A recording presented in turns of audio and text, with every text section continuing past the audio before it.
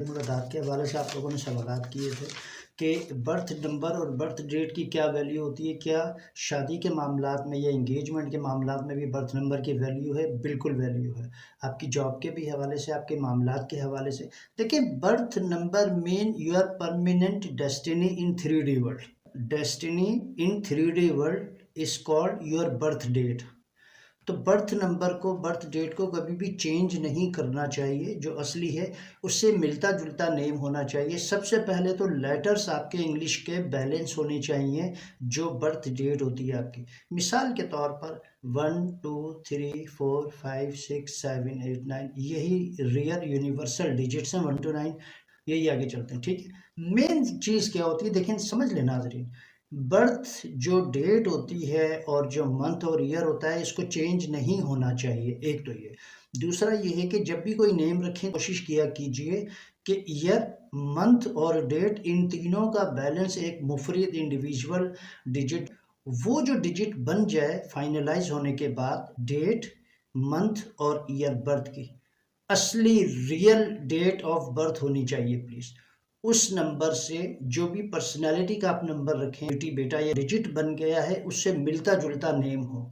और एक बात और है, उस नेम में उसके फादर के नेम से भी रिलेटेड वो बैलेंस शीट होनी चाहिए और उसके मदर के भी नेम से, ताकि बच्चा बैलेंस रहे। मुस्तफ़ा सेहत और हेल्थ के हवाले से बिल्कुल जी असर पड़ता है।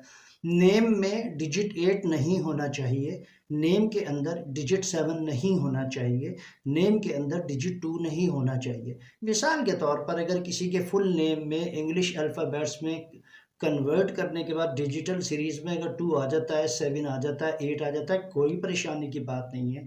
तो फिर कोशिश की जाए कि जो बाकी लेटर से बैलेंस ऐसे हो सकता है कि कहीं पर ए 2 मरतबा लिख लिया जाए। मिसाल के तौर पर कोई भी डिजिट, कोई भी इंग्लिश का अल्फ़ाबेट, उसको एक से ज़्यादा बार लिख दिया जाए। 2 7 और 8 की जो क़ुव्वत है डिजिटल, उनके जो पावर है वो ज़रा सा डार्क साइड होती है। 1 3 4 5 इनकी जो डिजिटल पावर है वो हमेशा पॉजिटिव और स्ट्रॉन्गेस्ट और ब्राइटर साइड होती है। ये जहन में रखिएगा प्लीज़, ठीक है। लेकिन कंप्लीट नेम देखा जाएगा।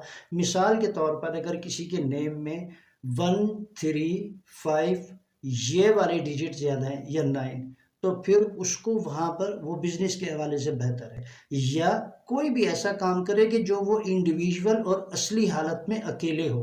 कि जब भी आपके कंप्लीट नेम में डिजिट 1 बन जाए, लास्ट में टोटल कैलकुलेट करने के बाद या 3 हो जाए या 5 हो जाए, तो इंडिविजुअल कामों में कामयाबी है, पार्टनरशिप में कामयाबी नहीं है।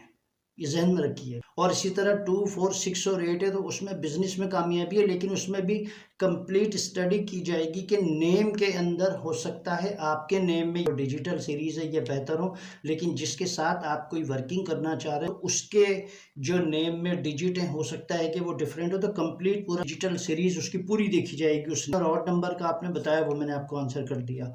कॉमन नाउन और प्रॉपर नाउन, वर्ब और एडवर्ब के हवाले से इस पर हम फिर बात करेंगे। मुस्तफ़ा, आपने एक मरतबा बताया था कि ज़बर, ज़ेर और पेश जो नामों में है, तो इसमें देखिए मैंने आपको पहले भी बताया कि इंग्लिश जो है वो 500 या 1000 ईयर पहले की लैंग्वेज है, लेकिन ये जो हरूफ हैं, हरूफ तहजी जो हैं, इंग्लिश ज़रा और पहले की है, 500 या 1000 ईयर पहले।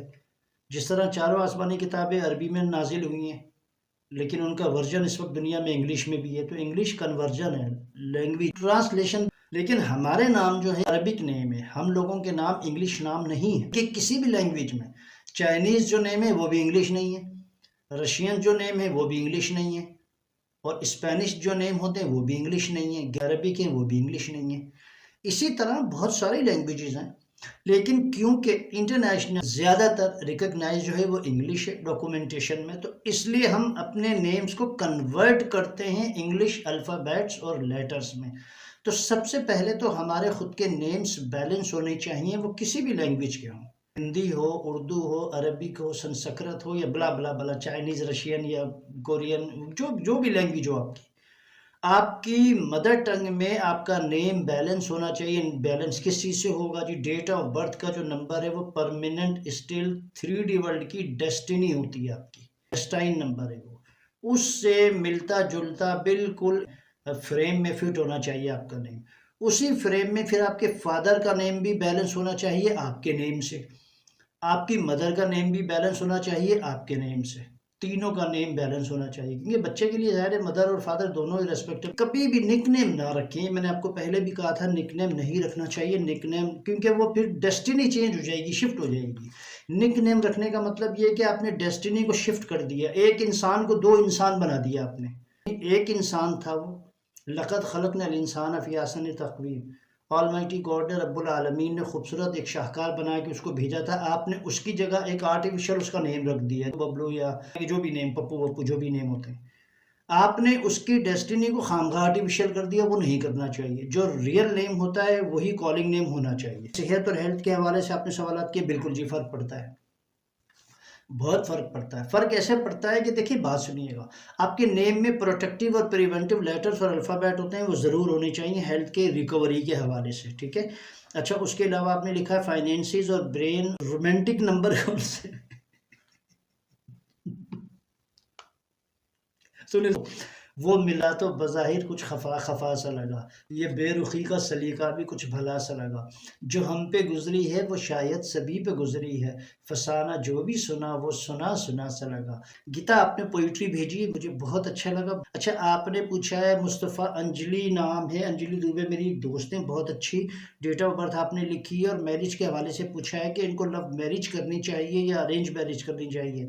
गीता यार, इसको ना अरेंज मैरिज करनी चाहिए, इसको लवली मैरिज करनी चाहिए, क्योंकि अंजलि नाम है ना, ये रोमांटिक बनने की कोशिश करती है, रोमांटिक है बोलना देना उसको, ये प्रैक्टिकल लड़की है, रोमांस रोमांस है इसमें कोई नहीं, अरेंज है। ये अपनी वैल्यूज़ का बहुत लिहाज रखती है, अपनी मदर और अपने फादर की, और ख़ानदानी वैल्यूज़ का बहुत लिहाज रखती है, बहुत अच्छी बात है, ऐसी गर्ल्स हमेशा अच्छी होती हैं। कि हमें इजाज़त दीजिए, मुख्तसरन ये नाज़रीन बात को समझिएगा, नेम हमेशा बुनियादी तौर पर डेस्टिनी नंबर से मिलता जुलता होना चाहिए, जो बर्थ नंबर आपका होता है।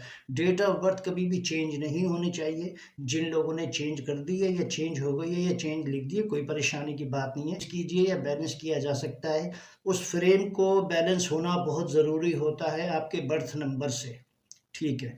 प्रोटेक्टिव और प्रिवेंटिव लेटर ज़रूर होने चाहिए आपके नेम में, हेल्थ के हवाले से, ब्रिलियंसी के हवाले से, एजुकेशन स्टडीज़ के हवाले से, ब्ला ब्ला ब्ला, ठीक है। और नेम्स के हवाले से निकनेम नहीं होना चाहिए, ये आपको पहले भी मना किया था, एक ही नेम होना चाहिए, रियल नेम ही कॉलिंग नेम होना चाहिए, ठीक है।